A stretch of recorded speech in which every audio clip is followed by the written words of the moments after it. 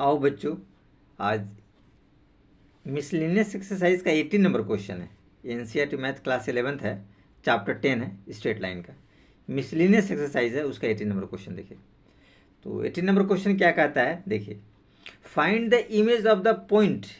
इस पॉइंट का इमेज आपको बताना है। ये पॉइंट दिया 3,8 with respect to the line.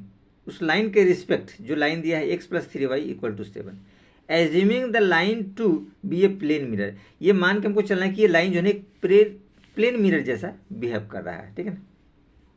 तो देखिए, सबसे पहले हम लोग थोड़ा सा डायग्राम ड्रॉ करने की कोशिश करते, थोड़ा मैप देखेंगे तो समझ में आएगा थोड़ा सा। देखिए, ये लाइन होगी आपके पास, ठीक है ना, और सपोज मान लीजिए यहाँ कोई इमेज है, तो इस तरीके से फॉर्मेशन होगा, ठीक है। ये इमेज को हमने मान लिया सपोज P, इसका कोऑर्डिनेट्स आपको दिया है 3,8। ये देखिए, ये आपको दे रखा है, ठीक है। और इस पॉइंट का इमेज आपको बताना है, ठीक है, इस पॉइंट का। तो इस पॉइंट का इमेज आप मान लीजिए Q यहाँ पे बनता है। इसका कोऑर्डिनेट्स मेरे को नहीं पता है, हमने H के ऐसे लेट कर लिया, ये आपको पे डिपेंड होता है, ठीक है। इसको हमने लाइन दे दिया L1, और ये जो रहा ये लाइन हमने L2 दे दिया है इस वाले लाइन के लिए। इसका इक्वेशन आपको दे रखा है x + 3y = 7। ये आपको इसका इक्वेशन दे रखा है, देखिए इक्वेशन दिया x + 1, ठीक है। ये आपको इक्वेशन दे रखे हैं। इस पॉइंट्स को एज इट इज़ आप चाहे तो मान सकते हैं R। ये हमने रिलेट कर लिया। कुछ कुछ बेसिक चीज़ आपको ज़रूरत होगी, ठीक है ना, इसलिए आप लोग को थोड़ा सा ये समझना है तो अच्छा रहेगा, ठीक है। अब देखिए, नेक्स्ट हम लोग आगे चलते हैं, ठीक है। कहता है ये जो दोनों लाइन है, जब आपका इस पॉइंट्स का इमेज यहाँ बनेगा तो एक तरह से परपेंडिकुलर काम करेगा। तो ये जो है ये दोनों बराबर होंगे, ये जो दोनों लाइनें हैं, ठीक है, और ये एक्चुअल में परपेंडिकुलर होगा। ये ध्यान रखिए आप लोग, ठीक है। L1 और L2 लाइन, तो हम लोग एज इट इज चाहे तो लिख सकते हैं, हम लोग लिख सकते हैं line L1 perpendicular line L2। ये दोनों क्या परपेंडिकुलर है, ठीक है। तो जब परपेंडिकुलर है तो इन दोनों के स्लोप का प्रोडक्ट जो होगा, इस दोनों के स्लोप का जो प्रोडक्ट होगा, एक का हमने M1 लिया और एक का हमने M2 लिया स्लोप, ठीक है। तो जो इनके स्लोप का जो प्रोडक्ट होगा, ये आप लोग को ध्यान रखना है, ठीक है। वो क्या होगा, -1 है। ये तो हम लोग फॉर्मूला जानते हैं, तो यहाँ लिख सकते हैं आप एज इट इज। लिखेंगे slope of L1 into slope multiply slope of L2 = -1।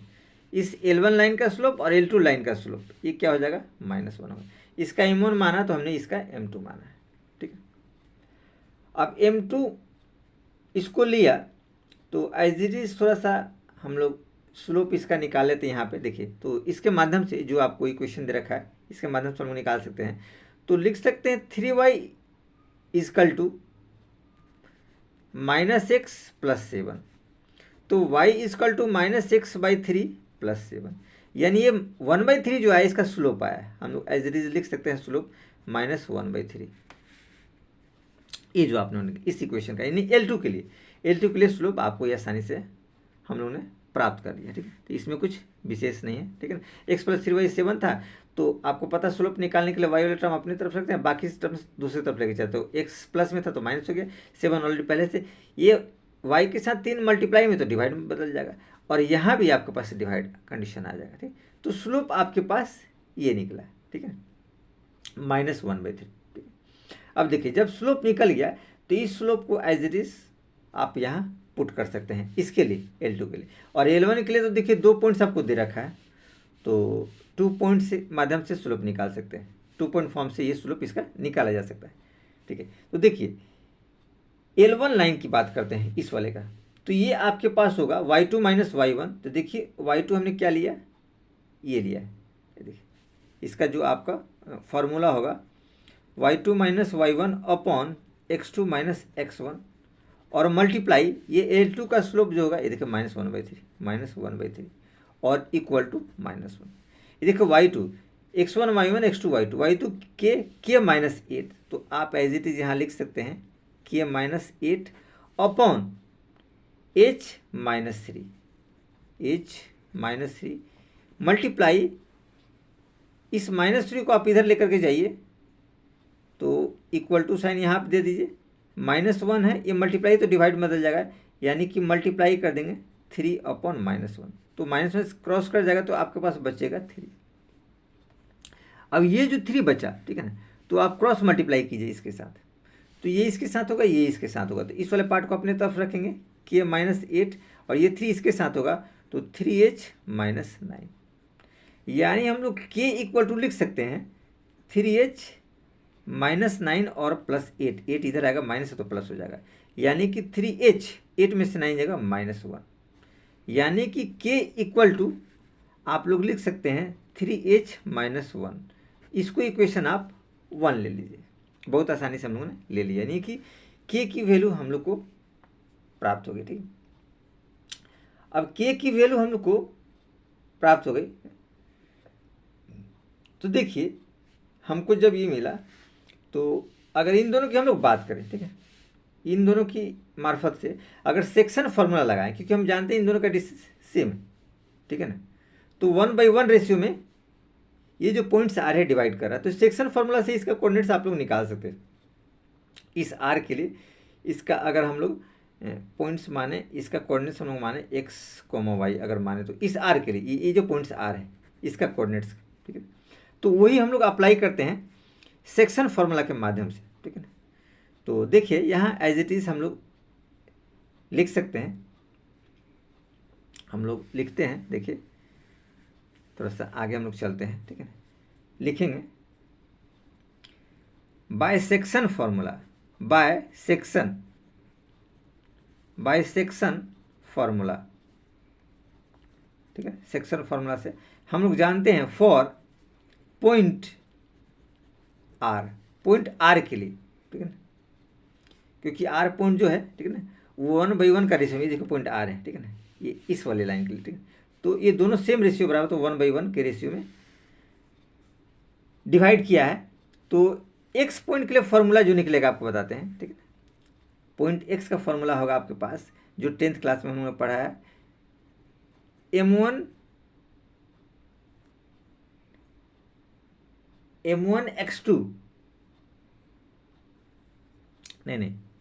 m2x1 plus m1, एक मिनट फॉर्मूला थोड़ा सा अलग लिख रहे हैं, m1 दीजिए, m1x2 और m2x1 और अपॉन ये दोनों जो रेशियो है m1 plus m2, m1 m2 क्या रेशियो है, देखिए ध्यान रखिएगा, m1 प्लस m2 ये रेशियो है, ये रेशियो 1:1, इस रेशियो में, क्योंकि ये दोनों रेशियो बराबर है, देखिए ये वाला और ये वाला दोनों रेशियो बराबर है, ये आपके पास पॉइंट्स है और ये उसका इमेज है, ध्यान रखिए, ठीक है। चलिए तो फिर आगे हम लोग चलते हैं। अब इसमें अगर हम लोग इसकी वैल्यू पुट कर दे जरा, ठीक है ना, तो वैल्यू पुट करने पे हमें प्राप्त होता है, देखिए m1 क्या है, 1 इंटू x2, ठीक है ना, तो x2 की जगह आएगा आपके पास h और प्लस m2 भी 1 है, और x1 की जगह आएगा आपके पास 3 और अपॉन में 1 + 1, तो ये रिजल्ट आया h + 3 और अपॉन में 2, ये हमारे पास है, ये x coordinates. Similarly y coordinates की हम लोग बात करें तो y कोऑर्डिनेट्स में भी वैसे ही होगा, m1y2 plus m2y1 upon m1 + m2, ये फॉर्मूला आपके पास कारगर रहेगा, ठीक। जब फॉर्मूला आपके पास कारगर रहा, ध्यान रखेंगे m1 1 है और y2, तो y2 की बात करेंगे तो y2 देखिए आपके पास रहेगा, ये देखिए x2 y2 k, तो k से मल्टीप्लाई कर देंगे 1 इंटू, यहाँ देखिए 1 इंटू k और प्लस m2 भी 1 है और y1 जो है आपके पास है वो 8 है और अपॉन में 1 + 1 यानी कि k + 8/2 ये रिजल्ट आपके पास आया। तो ये y निकल गया, x निकल गया, ठीक है। इन दो पॉइंट्स को हम लोग लिए हैं, देखिए x1 y1 और x2 y2, इन दोनों पॉइंट्स को ध्यान रखिएगा, x1 y1 और x2 y2, ये वाले दोनों पॉइंट्स और ये वाला दोनों पॉइंट्स को हम लोग लिए हैं, क्योंकि ये लाइन है और ये पॉइंट्स डिवाइड कर रहा है r, ठीक है। किसमें? 1 और 1 रेशियो में, इसका भी रेशियो 1 है, इसका भी, दोनों सेम है। तो इस तरीके से हम लोगों ने इसको निकाल लिया एक्स वाई को आसानी से, ठीक है। तो जब ये दोनों पॉइंट्स हमारे पास निकल गए, ठीक है, तो ये आप लोग ध्यान रख सकते हैं, यहाँ हम लोग लिख सकते हैं, ठीक है ना, क्या लिख सकते हैं, ठीक है, कि पॉइंट हम लोग लिख सकते हैं, point R lies on line L2 and satisfied the equation x + 3y = 7। ये पॉइंट देखिए यहाँ लाइज कर रहा है, ठीक है, ये जो पॉइंट आर वाला हमने निकाला, तो L2 को भी सेटिस्फाइड करेगा और L2 का आपके पास इक्वेशन इधर रखा है x + 3y = 7, यानी ये पॉइंट्स इस लाइन के ऊपर है तो इस लाइन को भी सेटिस्फाइड करेगा, तो इस इक्वेशन को सेटिस्फाइड करेगा, यानी कि एक्स वाई की जगह उसकी वैल्यू रख दी जाए तो आसानी से हम लोग उसका वैल्यू प्राप्त कर सकते हैं, ठीक है। तो वही एज इट इज करते हैं सेटिस्फाइड करने के लिए, हम इसकी वैल्यू को यहाँ पे एज इट इज पुटअप करते हैं। तो देखिए एक्स की जगह हम लोग वैल्यू रखते हैं, तो एक्स का वैल्यू आपको निकला है, ये देखिए निकला है h + 3/k, तो यहाँ लिख सकते हैं h + 3/2 और +3 और y की वैल्यू है k + 8/2, ये ब्रैकेट लगा देंगे और =7, ये रिजल्ट हमारे पास आ रहा है। अब इसको जरा थोड़ा शॉर्ट आउट करने की कोशिश करते हैं, तो देखिए रिजल्ट आएगा h + 3/2, ये तो ऐसी एज इट इज, देखिए इसको देखिए 3k और +24, 3 × 24/2 = 7, ये एज इट इज रखिए। ये देखिए 2 और 2 का एलसीएम ले लेंगे, तो आप एज इट इज ऐसे ही कीजिए, 2 का एलसीएम ले लीजिए, ऊपर में बचेगा h + 3 और यहाँ 3k + 24, ये रिजल्ट आएगा आपके पास, और यहाँ पे बचेगा 7। क्रॉस मल्टीप्लाई कर देखो 3k और हमारे पास बचा h, तो h + 3k और 24 3 27 हो जाएगा, यानी h + 3k + 27, 24 3 27 और 7 दूनी 14, तो 14 इधर राइट हैंड साइड में आ जाएगा, ये आसानी से देख सकते हैं, ठीक है। इसमें कुछ विशेष ऐसा नहीं है। अब इसको हम लोग लिख सकते हैं, अगर हम लोग को k की वैल्यू निकालनी है, ठीक है, तो देखिए 3k = 14 - 27 और h भी माइनस में आ जाएगा, यानी कि k = 14 में से 27 जाएगा तो ये बचेगा -13 और -h और अपॉन में 3 आपके पास रिजल्ट आएगा। तो ये आपके पास जो रहा, इसको एज इट इज हम लोग 2 ले लेते हैं, इसको इक्वेशन एज इट इज हम लोग 2 ले लेते हैं। देखिए k की वैल्यू यहाँ भी निकला और k की वैल्यू यहाँ से हमने निकाला, इन दोनों को हम लोग कंपेयर करते हैं, तो कंपेयर करेंगे तो आगे आसानी से उसके सॉल्यूशन हम लोग को सॉर्ट आउट हो जाएगा, ठीक है। तो अब देखिए इसी को हम लोग कंपेयर थोड़ा सा करते हैं, तो यहाँ लिख सकते हैं, कंपेयर जब करेंगे तो ये आपको आसानी से पता चल जाएगा, इसमें कुछ विशेष ऐसा नहीं है। तो यहाँ आप लिख दीजिए from question 1 and 2 we get, तो एक में आपको दिया है 3h - 1 = और सेकंड दिया है -13 - h/3, क्रॉस मल्टीप्लाई कर दिए इसके नीचे 1 डाल करके, तो 3 से मल्टीप्लाई करें 3 3 जाए 9h - 3 = -13 - h। अब देखिए इच वाले पार्ट को आप इधर लाइए, तो 9h + h और ये -13 और +3, तो 9 और h 10h और ये हो जाएगा -10, 3 में से 13 जाएगा -10 हो जाएगा, ठीक है। तो ये आपका आया 10h बराबर, तो h निकाल दीजिए, 10 10 क्रॉस कर जाएगा कि -1, यानी h की वैल्यू हमारे पास -1। तो जब h की वैल्यू -1 आ गई तो फ्रॉम इक्वेशन 2 में हम लोग इसको पुट करके देखते हैं, ठीक है। तो एज इट इज आप लिख सकते हैं यहाँ पे फ्रॉम इक्वेशन 2, ठीक है ना, वी गेट, देखिए 2 में हमको क्या मिलता है, 2 में हमारे पास है k equal to -13 minus h upon 3।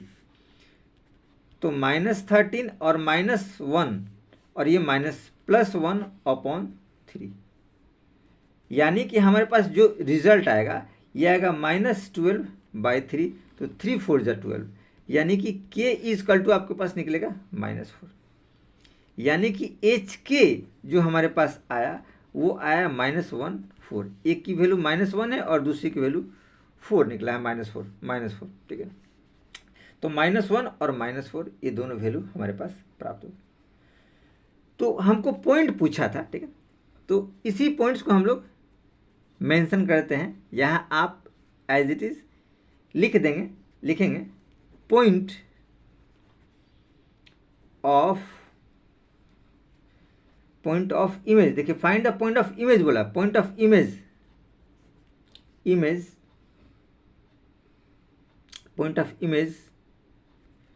Is Q -1 -4। यही आपका आंसर हो गया। इस हिसाब से इस क्वेश्चन को भी हम लोगों ने बहुत सावधानी से कंप्लीट कर लिया।